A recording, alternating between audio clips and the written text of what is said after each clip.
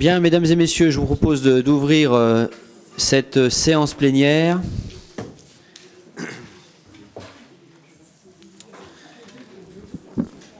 Bonjour à toutes et à tous. Merci de prendre place.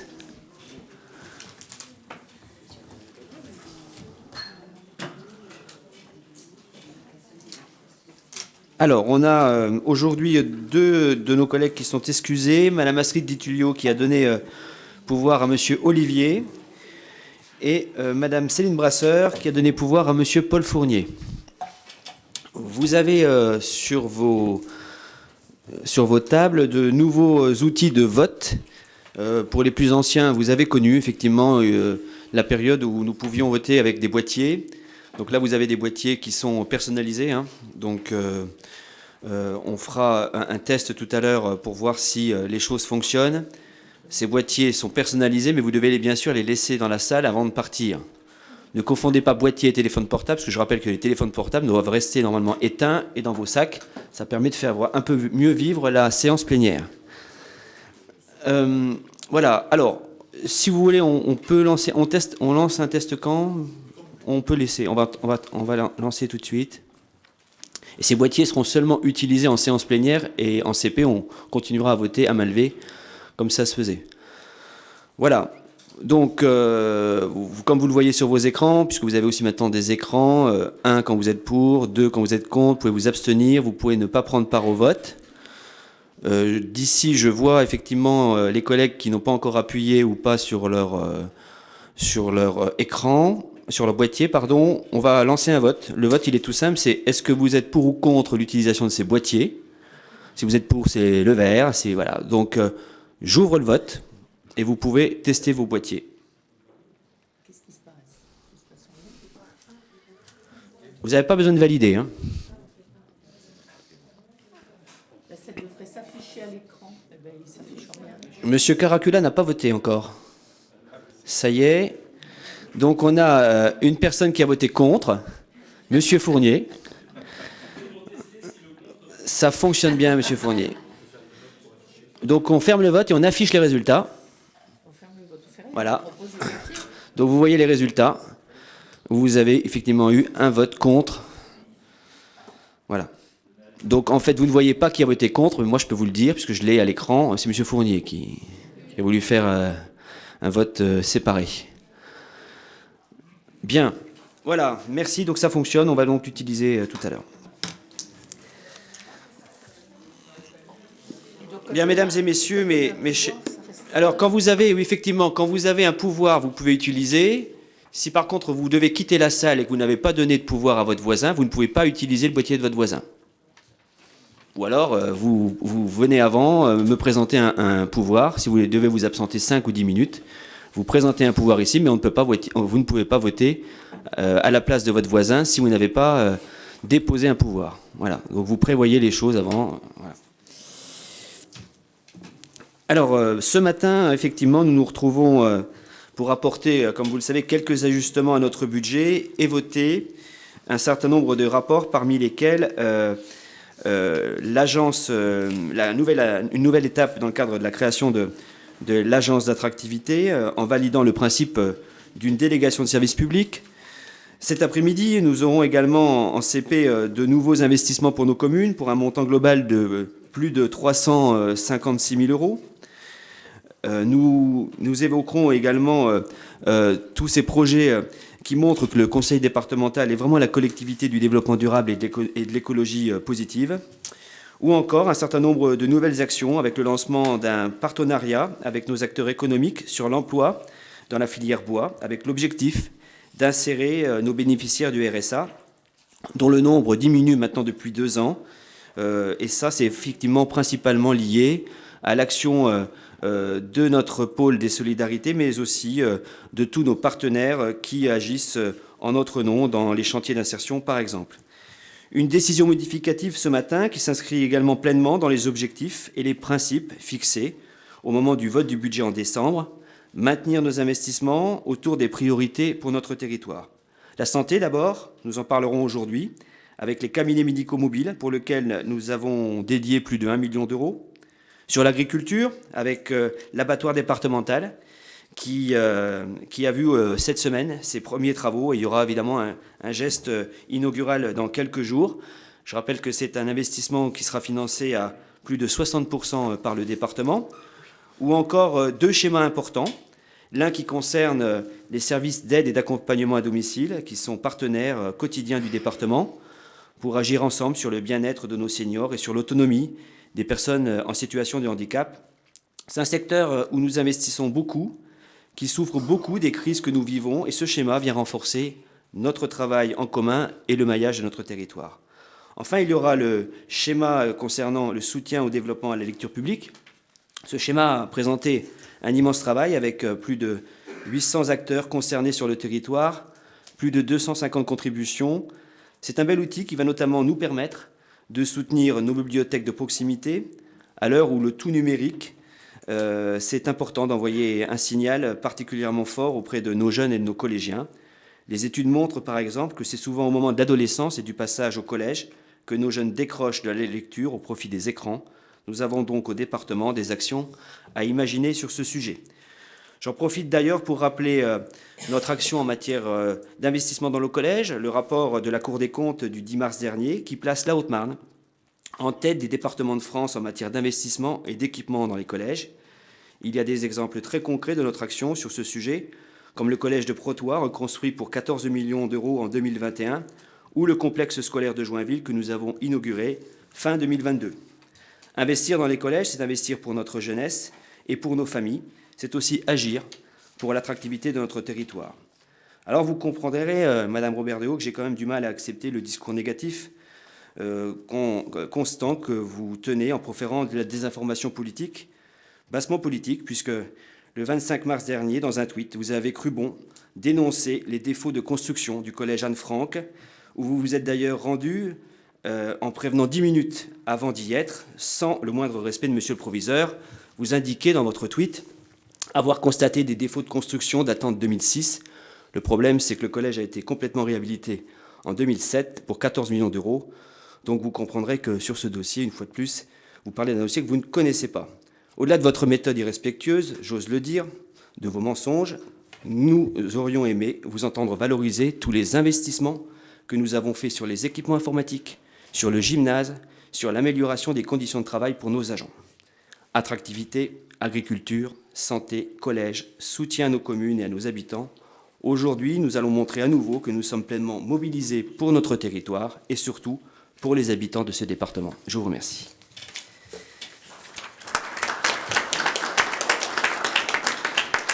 Merci. J'ouvre. Qui veut s'exprimer sur ces propos introductifs? Oui, Madame Robert de Haut. Je vous remercie.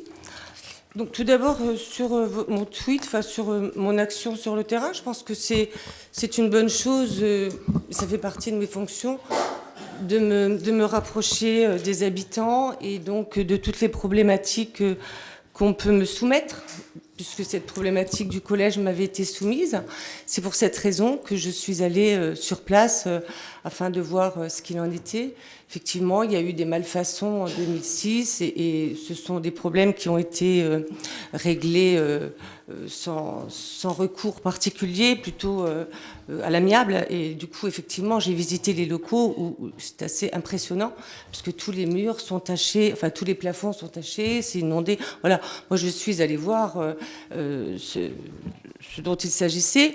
Et tout le monde sait qu'en principe, je communique sur mes actions sur le terrain. Voilà. Donc j'ai communiqué sur mes actions sur le terrain.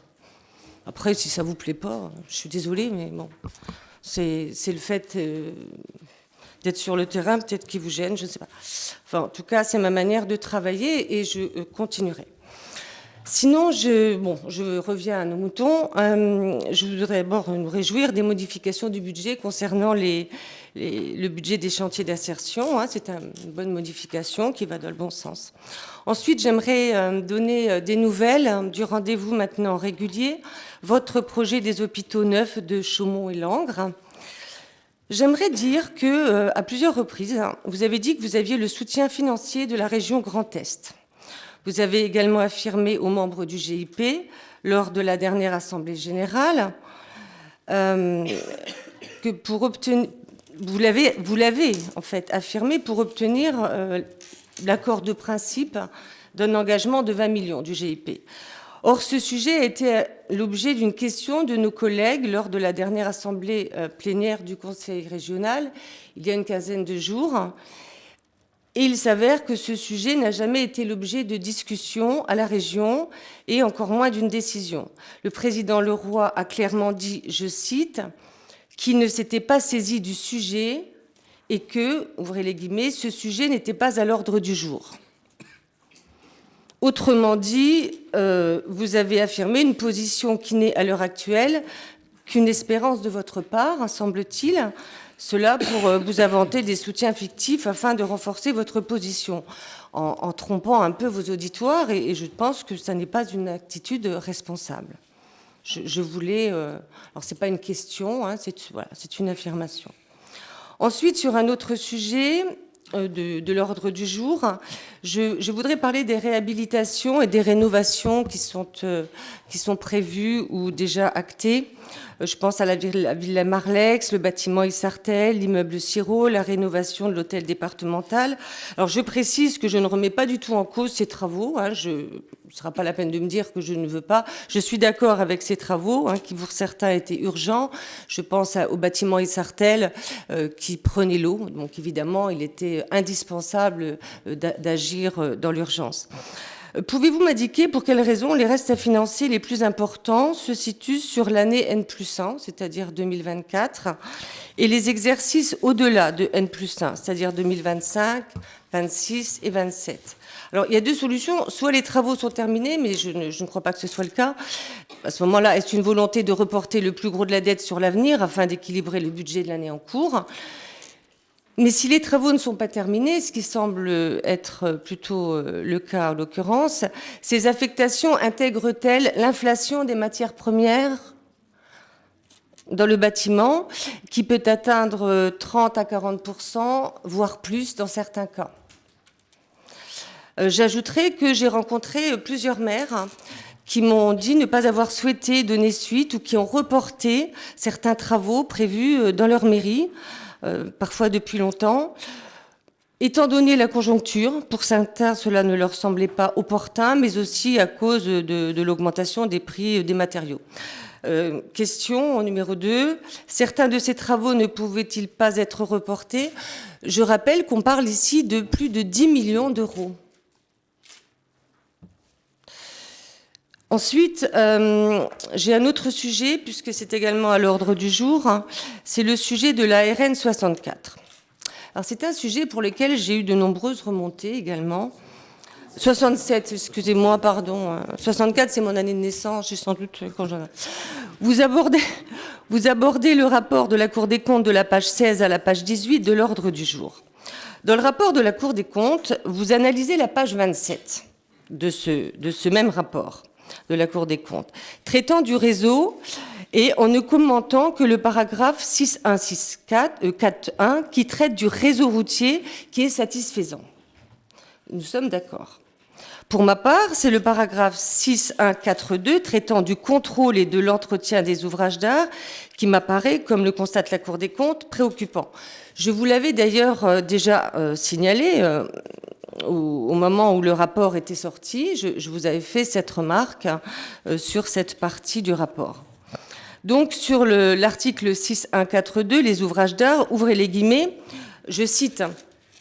L'état des ouvrages d'art, comparativement à celui du réseau routier, apparaît plus préoccupant, nonobstant les difficultés à obtenir des informations auprès des précédents gestionnaires. Sur les 1078 ponts recensés fin 2019, je dis bien 1078, le département a ciblé 604 ouvrages qui nécessitent des inspections détaillées, confiées à des prestataires extérieurs spécialisés. Depuis 2012, au total, 98 ponts ont ainsi été contrôlés. Ce rythme est très insuffisant. Bon, c'est pas grave. Il faudrait en effet 50 ans pour inspecter les 604 ouvrages recensés, période au cours de laquelle, au surplus, d'autres ouvrages s'ajouteront à la liste. Selon l'ordonnateur, le vieillissement des ouvrages nécessite que d'importants travaux soient réalisés, mais ils ne peuvent être entrepris simultanément pour des raisons de moyens financiers et humains, naturellement. Il admet toutefois que si la situation s'est améliorée, le retard accumulé depuis des décennies est loin d'être résorbé. Le nombre de réhabilitations lourdes nécessaires était estimé à 45 fin 2019. Face à ces besoins, le rythme des réhabilitations, 1 à 3 par année, est très insuffisante. Fermez les guillemets. J'ai été informée récemment du vote dans l'urgence de la réfection du pont qui relie Ségnéville à Montaut-sur-Rognon, qui est à la corde, enfin abîmé. Il vient d'être interdit aux poids lourds et les cars scolaires ont interdiction maintenant de l'emprunter. Vous avez voté un budget en urgence dans le cadre de la communauté de communes et peut-être au niveau du CD, bon, je ne sais pas. Le montant de la réflexion est de 70 000 €. Très bien. Ce n'est pas le jour où un accident arrivera qu'il faudra lancer l'alerte. Ce constat est sans appel. Il est accablant pour votre majorité et celle de vos prédécesseurs d'ailleurs, qui ont négligé ce poste essentiel à la sécurité des Hauts-Marnais. Ma question est, face à cette incurie, vous paraît-il toujours urgent de réclamer en plus la gestion d'une nationale? Je vous remercie. Bien. Alors, je vais essayer de répondre point par point. Effectivement, vous allez dans les collèges, tant mieux. On ne va pas vous interdire de faire du terrain. Comme vous allez effectivement devant le groupement de gendarmerie sur lequel vous vous êtes prononcé défavorablement, mais ça ne vous empêche pas d'aller faire une jolie photo devant le groupement de gendarmerie. Il faut quand même que les Hauts-Marnais le comprennent, ça. Oui, ils ont compris que vous avez voté contre, mais que vous allez ensuite poser devant le groupement de gendarmerie. C'est quand même assez incroyable. Rien ne vous gêne, mais c'est pas grave. Sur les chantiers d'insertion, très bien, je pense qu'on ne va pas en reparler à chaque fois. Il y a eu des discussions, on a écouté les chantiers d'insertion, on est revenu dessus. Sur l'hôpital, très bien, vous avez un rapport de ce qui se dit à la région. Moi, j'ai la parole du président. J'ai la parole du président. Le roi, ça compte, la parole d'un homme, la parole d'un président de région. Comme j'avais la parole de l'ancien président, mais maintenant j'ai la parole du nouveau président, qui me l'a redit à plusieurs reprises, qui me l'a encore redit il y a quelques jours quand il est venu dans le département. Donc que ça ne soit pas à l'ordre du jour et qu'il réponde ça, c'est tout à fait normal. Il y a quand même un travail de commission avec, et on va faire d'ailleurs quelque chose qui va aller au-delà de l'hôpital avec la région. Donc on travaille avec le président de la région, avec sa majorité. Vous travaillez avec l'opposition de la région. Très bien, moi je travaille avec la majorité de la région. Et je travaille avec le président. J'ai confiance en lui puisqu'il m'a assuré de son soutien. Donc maintenant, on en reparlera ici. Il y a un travail qui va au-delà et on va faire une vraie rencontre très prochainement pour acter tous les sujets qui concernent le département de la Haute-Marne et on parlera effectivement de l'hôpital. Donc moi, je ne reviens pas là-dessus. Il n'est pas question que je mette en doute la parole du président. Et les soutiens fictifs, vous utilisez beaucoup de mots forts, mais ce n'est pas très grave. C'est pas très grave. Concernant l'ensemble des travaux, et sur l'hôpital, les choses avancent, je vous le confirme. Il n'y a bien qu'un seul projet. Je me suis rendu dans le sud du département, j'ai rencontré tous les élus, je leur ai expliqué les choses, on a débattu, j'ai discuté avec les médecins. Il y a toujours des gens qui ne sont pas d'accord, mais aujourd'hui, il y a aussi des gens qui commencent à se dire que finalement, ce projet qui est soutenu, qui est porté par l'ARS et soutenu par le département, n'est peut-être pas un mauvais projet. Et je le redis aussi, ce n'est pas le projet du département, c'est le projet de l'ARS. Voilà. Et on va le faire aboutir ensemble pour le bien des patients de ce territoire. Sur les travaux que vous évoquez, vous donnez une liste de travaux. Vous savez comment ça fonctionne quand même. Pour lancer des travaux, il faut d'abord faire des études. Elles sont souvent longues, trop longues à mon sens. Mais c'est comme ça, il faut passer par ces études-là, surtout quand on récupère un certain nombre de bâtiments qui sont vieillissants et sur lesquels on aurait pu faire des travaux bien avant, mais c'est comme ça. Ensuite, on doit consulter les entreprises. C'est que ça prend un peu de temps. Consulter les entreprises, il y a des règles.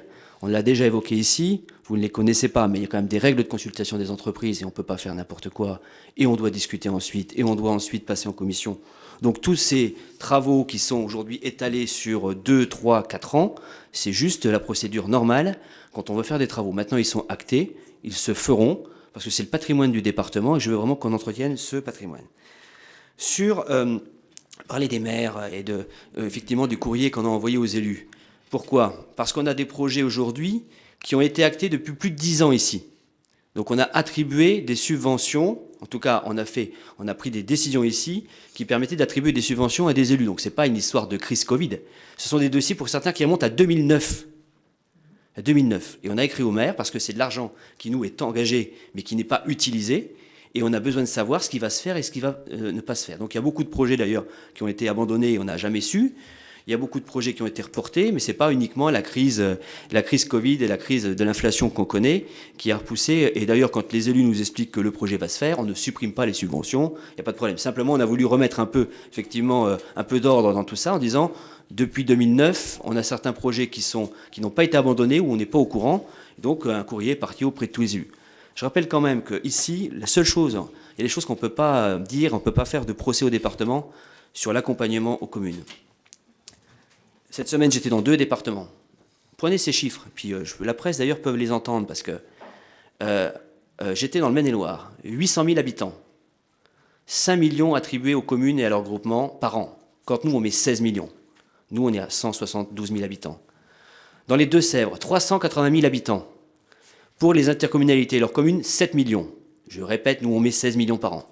Donc vous voyez, on a vraiment un partenariat fort avec les communes et les intercommunalités. On les accompagne, on attribue des subventions, mais c'est normal que de temps en temps, on fasse un point très précis pour savoir où on en est.